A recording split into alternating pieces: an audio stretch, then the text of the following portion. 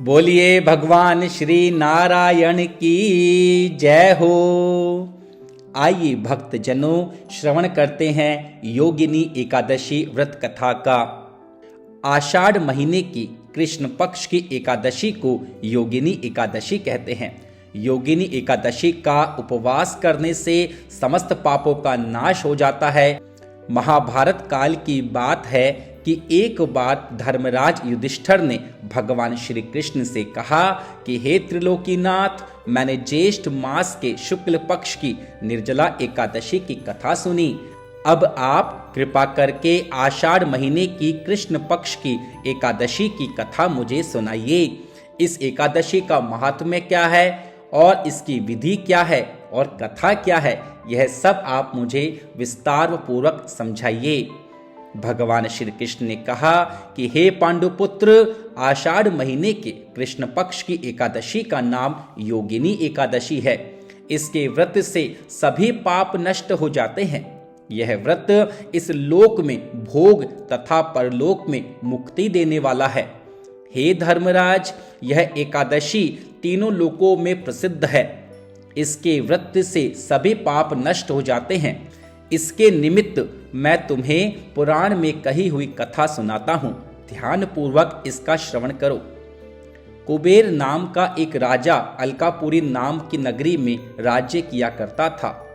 वह बहुत ही बड़ा शिव भक्त था। उनका हेममाली नामक एक यक्ष सेवक था जो पूजा के लिए फूल लाया करता था। हेममाली की विशालाक्षी नाम की एक अति सुंदर स्त्री थी। एक दिन वह मानसरोवर से पुष्प लेकर आया, लेकिन काम आसक्त होने के कारण पुष्पों को रखकर अपनी स्त्री के साथ रमण करने लगा। इस भोग विलास में दोपहर हो गई। हेममाली की राह देखते देखते जब राजा कुबेर को दोपहर हो गई तो उसने क्रोध पूर्वक अपने सेवकों को आज्ञा दी कि तुम जाकर पता लगाओ कि हेममाली अभी तक पुष्प लेकर क्यों नहीं आया। जब सेवकों ने उसका पता लगाया तो राजा के पास जाकर बताया कि हे राजन, वह हेममाली अपनी स्त्री के साथ रमण कर रहा है। इस बात को सुन राजा कुबेर ने हेममाली को बुलाने की आज्ञा दी। डर से कांपते हुए हेममाली राजा के सामने उपस्थित हुआ। उसे देखकर कुबेर को बहुत ही क्रोध आया और उसके होठ फड़फड़ाने लगे। राजा ने कहा, हे अधम, तूने मेरे परम पूजनीय देवों के देव भगवान शिवजी का अपमान किया है। मैं तुझे श्राप देता हूं कि तू स्त्री के वियोग में तड़पे और मृत्यु लोक में जाकर कोढ़ी का जीवन व्यतीत करे। कुबेर के श्राप से वह तत्क्षण स्वर्ग से पृथ्वी पर आ गिरा और कोढ़ी हो गया। उसकी स्त्री भी उससे बिछड़ गई। मृत्यु लोक में आकर उसने अनेक भयंकर कष्ट भोगे, किंतु शिव की कृपा से उसकी बुद्धि मलिन नहीं हुई और उसे पूर्व जन्म की भी सुध रही। अनेक कष्टों को भोगता हुआ वह अपने पूर्व जन्म के कुकर्मों को याद करता हुआ हिमालय पर्वत की ओर चल पड़ा। चलते चलते वह मार्कंडेय ऋषि के आश्रम में जा पहुंचा। वह ऋषि अत्यंत वृद्ध तपस्वी थे। वह दूसरे ब्रह्मा के समान प्रतीत हो रहे थे और उनका वह आश्रम ब्रह्मा की सभा के समान शोभा दे रहा था। ऋषि को देखकर हेममाली वहां गया और उन्हें प्रणाम करके उनके चरणों में गिर पड़ा। हेममाली को देखकर मार्कंडेय ऋषि ने कहा, तूने कौन से निकृष्ट कर्म किए हैं जिससे तू कोढ़ी हुआ और भयानक कष्ट भोग रहा है। महर्षि की बात सुनकर हेममाली बोला, हे मुनिश्रेष्ठ, मैं राजा कुबेर का अनुचर था। मेरा नाम हेममाली है। मैं प्रतिदिन मानसरोवर से फूल लाकर शिव पूजा के समय कुबेर को दिया करता था। एक दिन पत्नी सहवास के सुख में फंस जाने के कारण मुझे समय का ज्ञान ही नहीं रहा और दोपहर तक पुष्प नहीं पहुंचा सका। तब उन्होंने मुझे श्राप दिया कि तू अपनी स्त्री का वियोग और मृत्युलोक में जाकर कोढ़ी बनकर दुख भोग। इस कारण मैं कोढ़ी हो गया हूँ तथा पृथ्वी पर आकर भयंकर कष्ट भोग रहा हूँ। अतः आप कृपा करके कोई ऐसा उपाय बताइए जिससे मेरी मुक्ति हो जाए। मार्कंडेय ऋषि ने कहा, हे हेममाली, तूने मेरे सम्मुख सत्य वचन कहे हैं, इसलिए मैं तेरे उद्धार के लिए एक व्रत बताता हूँ। यदि तू आषाढ़ महीने की कृष्ण पक्ष की योगिनी नामक एकादशी का विधान पूर्वक व्रत करेगा तो तेरे सभी पाप नष्ट हो जाएंगे। महर्षि के वचन सुन हेममाली अति प्रसन्न हुआ और उनके वचनों के अनुसार योगिनी एकादशी का विधान पूर्वक व्रत करने लगा। इस व्रत के प्रभाव से अपने पुराने स्वरूप में आ गया और अपनी स्त्री के साथ सुख पूर्वक रहने लगा। भगवान श्री कृष्ण बोले, हे राजन, इस योगिनी एकादशी की कथा का फल 88,000 ब्राह्मणों को भोजन कराने के बराबर है।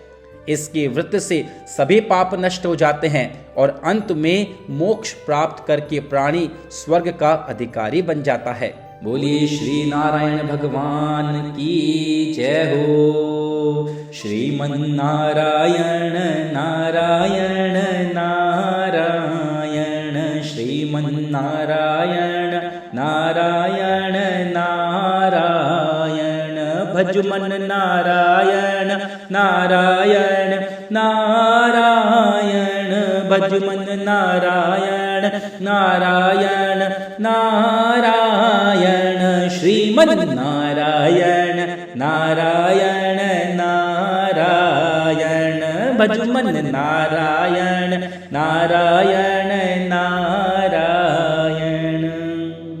आइए भक्तजनों, अब मिलकर भगवान श्री जगदीश जी की आरती करते हैं। ओम जय जगदीश हरे प्रभु, जय जगदीश हरे।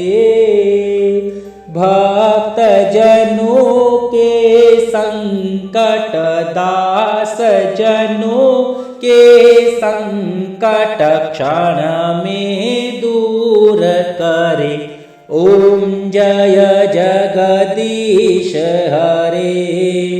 जो ध्यावे फल पावे, दुख विनसे मन का स्वामी, दुख विनसे मन का। सुख संपत्ति घर आवे, सुख संपत्ति घर आवे, कष्ट मिटे तन का। ओम जय जगदीश हरे। मात पिता तुम मेरे, शरण गहूँ मैं किसकी। ओ प्रभु शरण गहूँ मैं किसकी। तुम बिन और न दूजा, प्रभु बिन और न दूजा। आस करूँ मैं जिसकी। ओम जय जगदीश हरे। तुम पूर्ण परमात्मा, तुम अंतर्यामी। ओ स्वामी तुम अंतर्यामी। पार ब्रह्म परमेश्वर, पार ब्रह्म परमेश्वर, तुम सबके स्वामी। ओम जय जगदीश हरे। तुम करुणा के सागर, तुम पालन करता। ओ स्वामी तुम पालन करता। मैं मूरख खल कामी, मैं सेवक प्रभु स्वामी। कृपा करो भरता। ओम जय जगदीश हरे। तुम हो एक अगोचर, सबके प्राणपति। ओ स्वामी सबके प्राणपति, किस विध मिलहु दया माया, किस विध मिलहु कृपा माया, तुमको मैं कुमति। ओम जय जगदीश हरे, दीन बंधु दुख हरता, ठाकुर तुम मेरे। ओ स्वामी ठाकुर तुम मेरे, अपने हाथ उठाओ, करुणा हस्त बढ़ाओ, द्वार पड़ा मैं तेरे। ओम जय जगदीश हरे, विषय विकार मिटाओ, पाप हरो देवा। ओ स्वामी पाप हरो देवा, श्रद्धा भक्ति बढ़ाओ, श्रद्धा प्रेम बढ़ाओ, संतन की सेवा। ओम जय जगदीश हरे, जय जगदीश हरे, स्वामी जय जगदीश हरे। भक्त जनों के संकट, दास जनों के संकट क्षण में दूर करे। ओम जय जगदीश हरे। जो भी व्यक्ति इस कथा को कहेगा, श्रवण करेगा, लाइक करेगा, शेयर करेगा और सब्सक्राइब करेगा, भगवान नारायण की उस पर असीम कृपा हो, उसके सभी मनोकामनाएं पूर्ण हो। हरि ओम। ओम द्यौः शान्तिरन्तरिक्षं शान्तिः, पृथिवी शान्तिरापः शान्तिरोषधयः, शान्तिः वनस्पतयः, शान्तिर्विश्वे देवाः, शान्तिर्ब्रह्म शान्तिः सर्वगं शान्तिः, शान्तिरेव शान्तिः सामा शान्तिरेधि। ओम शांति शांति शांति, सर्वारिष्ट शांतिर्भवतु, सुशांतिर्भवतु, क्षेमं भवतु, कल्याणं भवतु, आरोग्यं भवतु, धनं भवतु, धान्यं भवतु।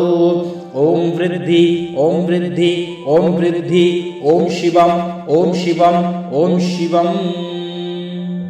इसी मंगल कामना के साथ बोलिए भगवान श्री नारायण की जय हो, भगवान श्री कृष्ण की जय हो, ठाकुर जी महाराज की जय हो, भगवान श्री रामचंद्र की जय हो, हनुमान जी महाराज की जय हो। जय जय श्री राधे श्याम। कल्याणमस्तु कल्याणमस्तु।